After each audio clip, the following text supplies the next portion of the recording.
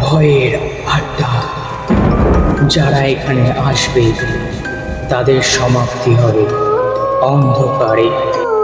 Hello বন্ধুরা, welcome back ভয়ের আড্ডার নতুন একটি এপিসোডে। তো আজকে যে ঘটনাটি আমি বলতে চলেছি সেটি মায়ের জেঠি এবং তার বরের সাথে ঘটে যাওয়া একটি সত্য ভৌতিক ঘটনা, যেটি তাদের সাথে এখনও ঘটে চলেছে। তো চলো বেশি কথা না বাড়িয়ে ঘটনায় যাওয়া যাক। তো ঘটনাটি আমার মায়ের মুখ থেকে শোনা। মা যেমনভাবে আমাকে বলেছে আমিও সেইভাবেই তোমাদেরকে বলছি। একদিন রাতে মায়ের জেঠির বাড়িতে গেস্ট এসেছিল। তো সেই রাতে খুব মজা করা হয়, তারপরে পেট ভরে খাওয়া দাওয়া খাওয়া। তো মায়ের জেঠির বর খাওয়া দাওয়া খাওয়ার পর হাওয়া খেতে গেছিলো ছাদে। তো তাদের দুতলা বাড়ি, তো ছাদে গেছিলো হাওয়া খেতে। তো গ্রামের সাইড হাওয়া দেয়, ফুরফুরে হাওয়া। তো হাওয়া খেতে গেছিলো। এবার বাড়ির পাশে একটা নারকেল গাছ আছে, ঠিক আছে। এবার তো জেঠির বর হাওয়া খাচ্ছিল, মানে মায়ের জেঠির বর যে সে হাওয়া খাচ্ছিল। হাওয়া খেতে খেতে আচমকা খেয়াল করে যে নারকেল গাছে একটা টিকটিকিকে দেখতে পায়। মানে ওই লাইট জ্বলছিল, যে ছাদে যে লাইটগুলো হয় সেই লাইট জ্বলছিল, তখনই একটা টিকটিকিকে দেখতে পায়, ঠিক আছে। তো এবার টিকটিকিটা কথা বলছে দেখে। তো প্রথমে একটু মানে একটু ভয় ভয় পেয়ে যাচ্ছে, টিকটিকি কথা বলছে যে আমি কি ঠিক শুনছি না ভুল শুনছি, এরকম একটু ভয় ভয় পেয়ে যায়। তো তারপরে দেখে টিকটিকিটা হ্যাঁ সত্যিই কথা বলছে। তো টিকটিকিটা বলছে মায়ের জেঠিদের বাড়ির পাশেই পুকুর, তারপরে বাগান ছিল। মানে পুকুরটা একটু কিছুটা গেলেই পুকুরটা পড়ে, যেমন গ্রামের পুকুরগুলো হয়। তো পুকুর ছিল। এবার টিকটিকিটা বলছে যে ওই পুকুরে অনেক সোনাদানা আছে, তুই গিয়ে তুলে নিস সেই সোনাদানা। মানে মায়ের জেঠির বরকে বলছিল যে ওই পুকুরে অনেক সোনাদানা আছে, ওগুলো গিয়ে তুই তুলে নিস। আর এটাও বলেছিল যে আমি যে তোকে এই কথাটা বললাম, এই কথাটা কাউকে বলবি না, তাহলে খুবই বিপদ আছে তোর। এটা শোনার পরে জেঠির বর তাড়াহুড়ো করে নিচে আসে। নিচে এসে সবাইকে বলে ব্যাপারটা। এবার সবাই একটু প্রথমে একটু মানে একটু হাসি মজাই নিয়েছিল। ধর টিকটিকি কথা বলেনি, এরকমভাবে হাসি মজাতেই নিয়েছিল। তো তারপরে যখন একটু মানে ভালোভাবে বললো যে না আমি সত্যিই দেখেছি এরকম, তো তখন মায়ের জেঠি বলে যে যখন তোমাকে বললো যে কাউকে বলতে না, তাহলে তুমি কেন এসে সবাইকে বললে?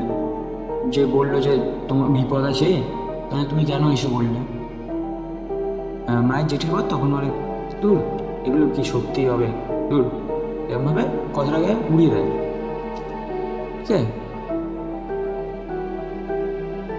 তো উড়িয়ে দেওয়ার পরেই যখনই মায়ের জেঠির ঘর ওপরে উঠছে, মানে সিঁড়ি দিয়ে উপরে উঠে ওপরে ঘরে যাবে ঘুমাতে, ঠিক আছে, মানে রাত হয়ে গেছে ঘুমাতে যাবে। তো তখনই উঠতে উঠতে সিঁড়িতে স্ট্রোক করে মারা যায়। তো সেই দিন খুবই কান্নাকাটি হয়। তো তার কিছু মাস পরেই মায়ের জেঠি কী করলো না, যখন বলেছে তখন গিয়ে একবার পুকুরে নেমে দেখি তো কী হয়। তো পুকুরে তখন দেখেছে অনেক সোনাদানা, মানে একটা লোভ দেখায় না, তো লোভ দেখিয়ে পুকুরে নামিয়েছে। মানে এই জোকা ভূত টাইপের কিছু, মানে জোকা ভূত যেটা আমি শুনলাম জোকা ভূত, তো লোভ দেখিয়ে পুকুরে নামিয়েছে। তো এটা গ্রামের দিকে হয়, তাই জোকা ভূত সম্বন্ধে অনেকেই জানো বা অনেকেই জানো না। তো লোভ দেখিয়ে পুকুরে নামিয়েছে।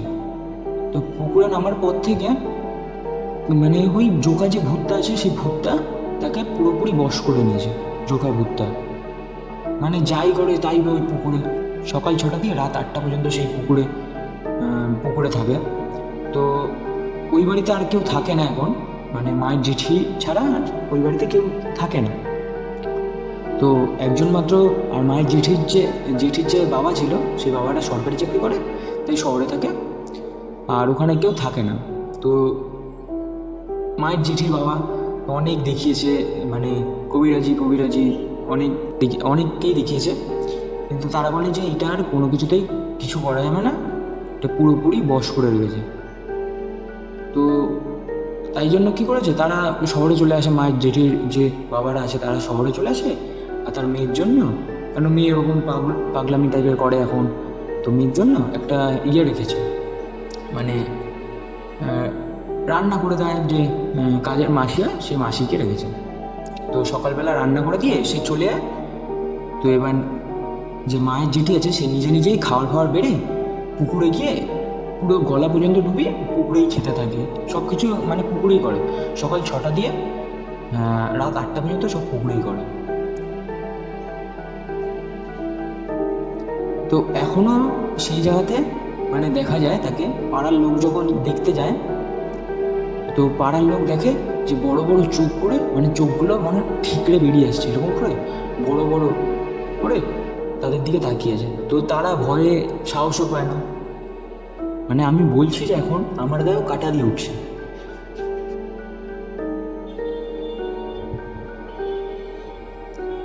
তো বন্ধুরা, এই ছিল আজকের ঘটনা। তো ঘটনাটি কেমন লাগলো তোমরা প্লিজ কমেন্ট করে জানিও। ঘটনাটি যদি ভালো লেগে থাকে তো লাইক, কমেন্ট, সাবস্ক্রাইব করতে ভুলো না। আর যদি ফেসবুক পেজে দেখে থাকো তো চ্যানেলটিকে ফলো করতে ভুলো না। তো চলো, দেখা হবে আবার নতুন একটি এপিসোডে। ততক্ষণের জন্য ভালো থেকো, সুস্থ থেকো। আর বন্ধুরা, তোমরা যদি কেউ আমাদেরকে ঘটনা পাঠাতে চাও তো নিচে দেওয়া ইমেলে মেল করে আমাদেরকে ঘটনা পাঠাতে পারো। তোমাদের ঘটনা আমরা আমাদের চ্যানেলে শোনাবো।